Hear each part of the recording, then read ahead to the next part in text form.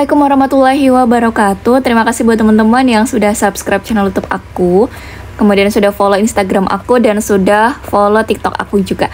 Oke, jadi di video kali ini aku mau bahas 15 soal, nggak ding 10 soal untuk SKD, bukan, untuk P3K Perawat.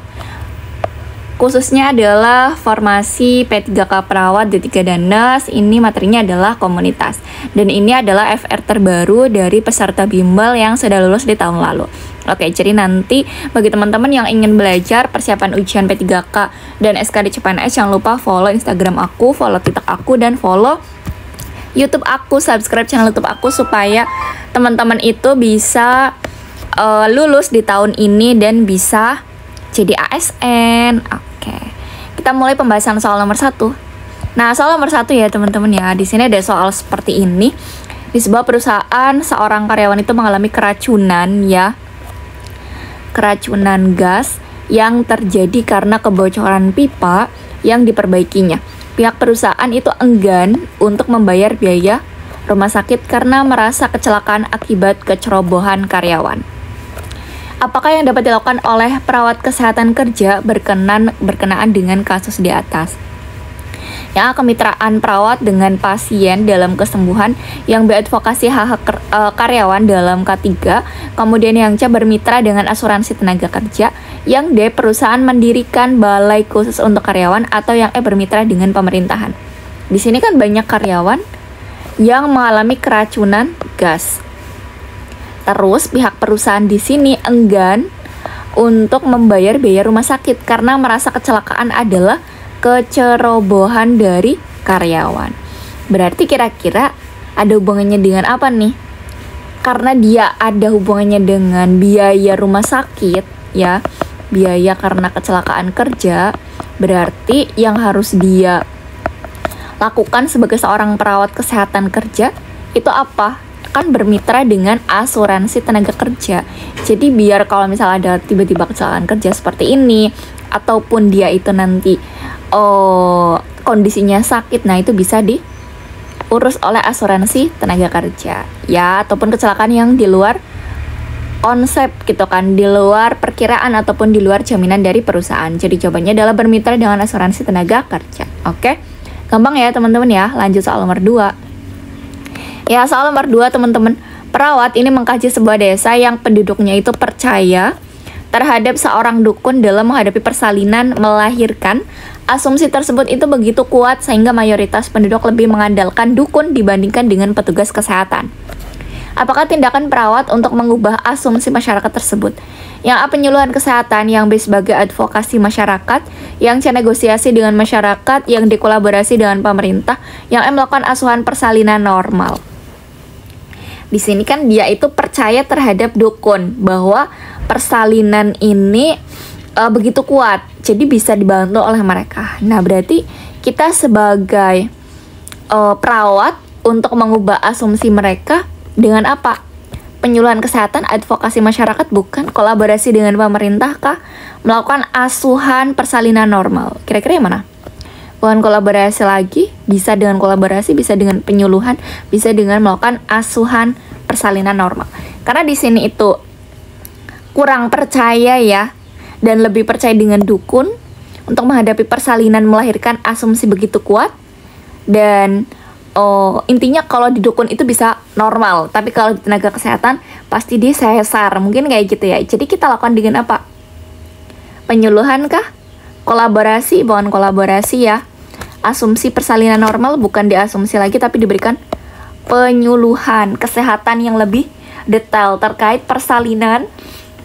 Kira-kira bisa persalinan dengan normal atau tidak di tenaga kesehatan. Jadi tidak mengandalkan dukun, karena kalau di dukun itu tidak tahu mana yang steril dan tidak. Jadi kita lakukan penyuluhan terlebih dahulu bahwa persalinan di tenaga kesehatan itu juga bisa dilakukan secara normal, bukan cuma oleh bidan aja, bukan oleh dukun aja ya yang bisa melakukan persalinan secara normal. Tapi di tenaga kesehatan, jika kondisinya memungkinkan, kemudian bayi dan ibu juga bisa sehat, itu juga bisa dilakukan dengan normal gitu ya teman-teman ya. Oke, lanjut soal nomor 3. Nah, di sini ada soal nomor 3 teman-teman.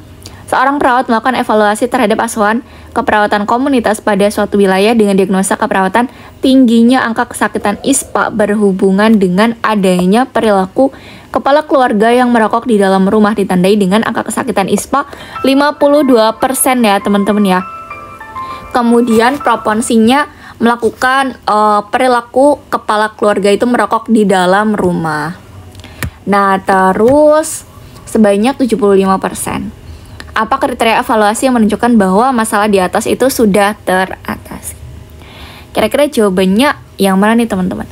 Yang A, angka kesakitan ISPA menurun. Kriteria evaluasi menunjukkan bahwa masalah itu sudah teratasi. Kemudian B, pengetahuan masyarakat terhadap bahaya merokok meningkat. Proporsi kepala keluarga yang merokok dalam rumah menurun. Oke.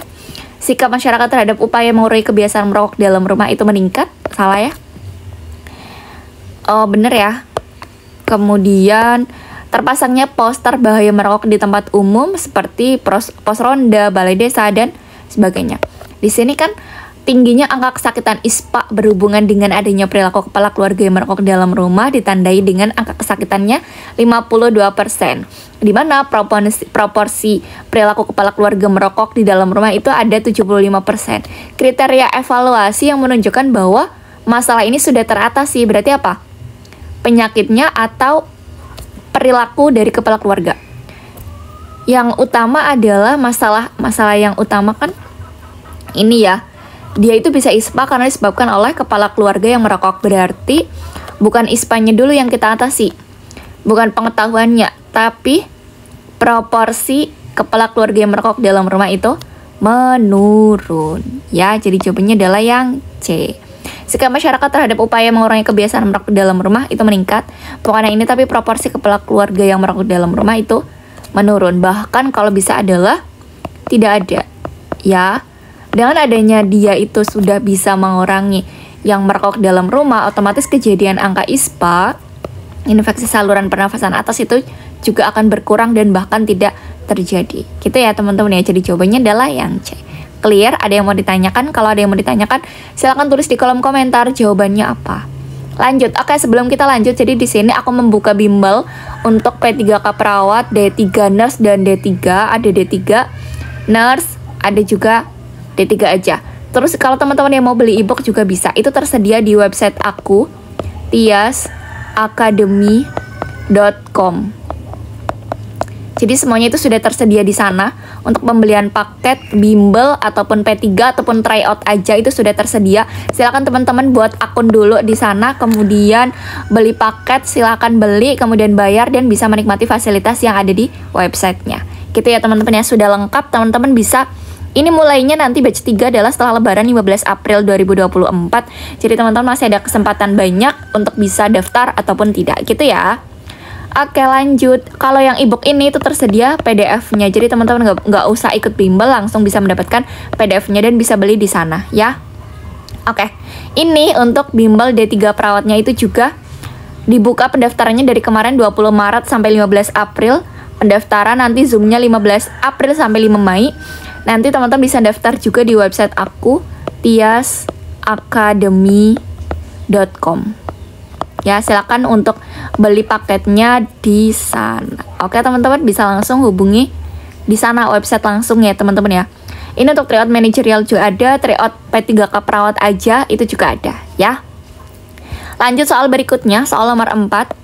Seorang puskesmas ini melakukan kunjungan rumah pada seorang pasien pasca stroke untuk melatih room. Setelah pasien dirawat di rumah sakit, apakah upaya yang dilakukan perawat tersebut? Preventif, kuratif, promotif, rehabilitatif, atau primer? Karena dia di situ ada kata kunci pasca stroke, ya. Pasca stroke berarti pasca dirawat di rumah sakit. Berarti ini tindakan apa? Rehab ya teman-teman ya, rehabilitatif. Ya, jadi jawabannya yang mana? Yang D. Ya. Kalau promotif itu untuk promosi kesehatan. Kemudian preventif itu untuk mencegah masih di komunitas. Kuratif itu pengobatan. Kemudian kalau rehabilitatif itu pemulihan. Ya, oke. Jadi jawabannya adalah yang D. Gampang ya teman-teman ya. Ada yang mau ditanyakan? Kalau tidak lanjut soal nomor 5. Ya, soal nomor 5 teman-teman. Di sini hasil pengkajian perawat terhadap beberapa keluarga ini ditemukan data sebanyak 58% dari 12 keluarga anggotanya, keluarganya itu mengalami hipertensi. Selanjutnya, perawat itu melakukan koordinasi dengan kader untuk melakukan penyuluhan. Apakah peran yang dilakukan oleh perawat dalam kegiatan tersebut? Yang A itu pendidik, yang B advokasi, yang C kolaborator, yang D role model, atau yang E pemberi perawatan. Ada kata kunci, perawat melakukan koordinasi dengan kader untuk melakukan penyuluhan. Peran perawat itu apa? Bukan pendidik, bukan advokasi, kolaborator. Ya, jadi jawabannya adalah kolaborasi dengan kader untuk membantu kita melakukan penyuluhan kepada pasien ataupun masyarakat yang terkena hipertensi. Gitu ya teman-teman ya, gampang banget. Kalau role model itu bukan. Sebagai contoh, pemberi perawatan itu pemberi asuhan keperawatan. Asuhan. Kemudian advokasi itu sebagai penyalur hak pasien. Pendidik berarti dia itu bisa memberikan pendidikan kesehatan. Pendidikan. Oke, gampang ya. Lanjut soal nomor 6. Nah, soal nomor 6 teman-teman. Di sini seorang perawat keluarga Tuan I didapatkan data anak Tuan I ini berusia 7 tahun, tampaknya kurus, berat badannya 20 kg, tinggi badan 104. Anak tidak biasa diam di rumah dan suka bermain. Berdasarkan perhitungan IMT, termasuk golongan anak dengan gizinya kurang. Tindakan yang dilakukan perawat itu apa? Yang A melakukan pendidikan kesehatan keluarga, yang B merujuk ke pelayanan kesehatan, yang C menganjurkan kepala keluarga untuk membawa anggota keluarganya yang sakit ke puskesmas, yang D menganjurkan keluarga untuk merawat anggota keluarga yang sakit, atau yang E mengajarkan pada keluarga cara merawat keluarga yang sakit. Dia itu berdasarkan perhitungan termasuk pada golongan anak yang kurang gizi. Kita sebagai seorang perawat tersebut ngapain? Perawat keluarga ya. Apakah mengajarkan untuk merawat? Bukan. Menganjurkan untuk merawat? Bukan. Menganjurkan untuk ke puskesmas, merujuk ke pelayanan kesehatan, bukan cuma melakukan pendidikan kesehatan. Tapi karena dia IMT-nya kurang, gizinya kurang, alangkah lebih baiknya kita ke puskesmas dulu ya. Mungkin akan diberikan edukasi atau perawatan dan yang lainnya. Menganjurkan kepala keluarga untuk membawa anggota keluarga ke puskesmas supaya mungkin akan diberikan vitamin atau tindakan-tindakan yang lain mengantisipasi gizi buruk ataupun stunting ya. Oke, lanjut soal nomor 7. Ya, soal nomor 7 teman-teman. Seorang perawat kebetulan sedang berada di tempat kejadian melihat seorang anak berusia 3 tahun tidak sadarkan diri setelah tenggelam di sungai ketika sedang asik bermain dengan temannya di pinggir sungai. Apakah tindakan yang harus segera dilakukan oleh perawat? Yang A, observasi TTV, lakukan tekan abdomen untuk mengeluarkan air, memeriksa jalan nafas dan memberikan nafas buatan, memposisikan prone posisi, kemudian yang E, segera merujuk. Bukan. Kalau kita melihat, kita sebagai seorang perawat kemudian melihat, berarti harus melihat anak sedang tenggelam. Yang harus kita lakukan adalah memeriksa jalan napas dan memberikan napas buatan ya, sehingga si pasien itu bisa segera sadar dan jalan nafasnya yang terganggu itu bisa keluar yang cairan-cairannya gitu ya. Lanjut soal nomor 8 teman-teman. Seorang perawat melakukan kunjungan rumah pada keluarga yang merawat lansia dengan stroke. Kemudian berdasarkan hasil pengajian, keluarga ini mengalami masalah psikologis dan ekonomi karena beban harus merawat lansia dengan penyakit stroke dalam waktu yang lama. Perawat berencana akan mendatangkan psikolog dan pekerja sosial untuk bersama-sama menyelesaikan masalah tersebut. Apakah peran perawat yang dilakukan? Yang A, pendidik, bukan ya, mendatangkan psikolog. Yang B, peneliti. Yang role model, advokasi, bukan. Jadi jawabannya adalah kolaborator dengan psikolog, karena di situ ada kata kunci mengalami masalah psikologis, yang mana mungkin kita sebagai seorang perawat kurang bisa mengkaji seperti seorang psikolog.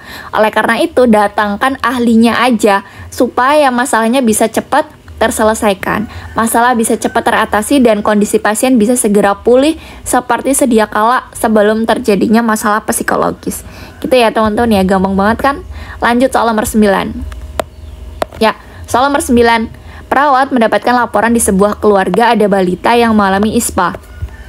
Hasil pengamatan di situ menunjukkan terdapatnya kebiasaan merokok yang dilakukan oleh semua orang dewasa yang dilakukan di dalam rumah.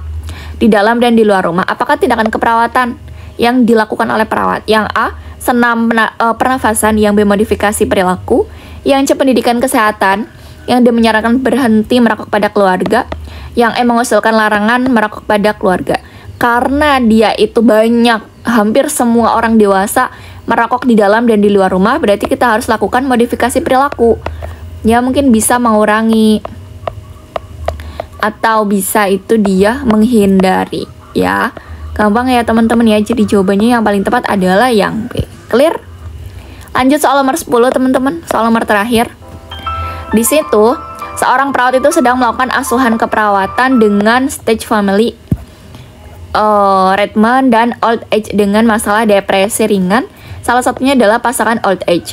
Perawat mengoptimalkan fungsi keluarga sebagai dasar kekuatan keluarga melalui pemenuhan kebutuhan psikososial, kemudian mengembangkan gambaran diri positif, peran, dan kebutuhan kasih sayang sedikit banyak bisa mendukung keluarga dalam menyelesaikan masalah tersebut. Fungsi keluarga yang sedang dioptimalkan oleh perawat apa? Yang A, fungsi afektif. Yang B, fungsi sosialisasi itu bukan. Fungsi ekonomi bukan. Fungsi keperawatan kesehatan bukan. Fungsi reproduksi bukan. Jadi jawabannya adalah fungsi afektif. Ada kata kunci kasih sayang. Kemudian mendukung, menyelesaikan masalah, memiliki gambaran positif, mengembangkan juga kebutuhan psikososialnya dalam keluarga. Jadi itu tuh termasuk fungsi afektif. Gitu ya teman-teman ya.